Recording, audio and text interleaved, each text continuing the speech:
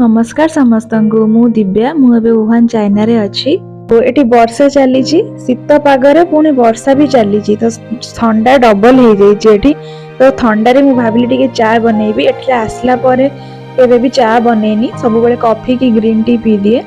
तो fast time मु जाउची चा बनैया चाह बनैया अमूल आउ चाहपत्ती मु इंडिया रु नेकी आस्तिली। तो मु स्टार्ट कर देली चाह बनैया। अमूल पकाउची। अमूल किसी टाइम पानी रे फुटी गला परे मु देन अदा गोलमरीच गुजराती छेचिकी पकेबी।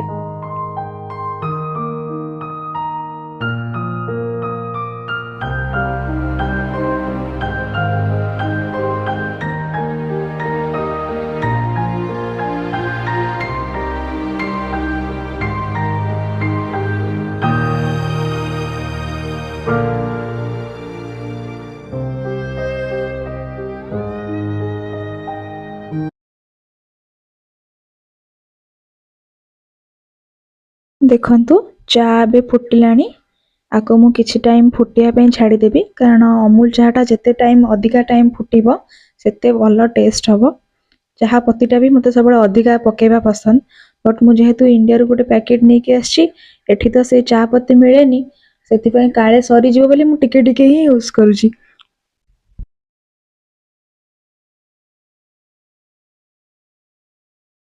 एपटे चाह को फुटिया पे छाड़ देकी मु जाउची बे परोठा बनैबी। एटा मु रेडीमेड परोठा ऑर्डर करथिली। एटा परोठा बेला है कि आस्तिबो, ताको खाली जस्ट सेकियार अछि। मु एयर फ्रायर यूज करिवि सेकिया पे। चाह सहित परोठा खाओ को खाया पे भल लागे मते निहाती जणैबे। मोर तो एटा कंफर्ट फूड चाह और परोठा। एटा को खाइ देले दीटा परोठा और चाह रे बुडे की खाइ देले पूरा दिनटा फुल फुल लागे मते। एपटे एयर फ्रायर रे मु बसी देली परोठा। देन आसिक देखला बेलू चाह भी हे गलानी। चाह और परोठा को नेकी मु बालकनी रे बे एंजॉय करिवु। बस इबे वर्षा पाग सहित 2 कप चाह और परोठा हमें एंजॉय करिवु। आज पई वीडियो रे एतिकी। रहली नमस्कार। जय जगन्नाथ।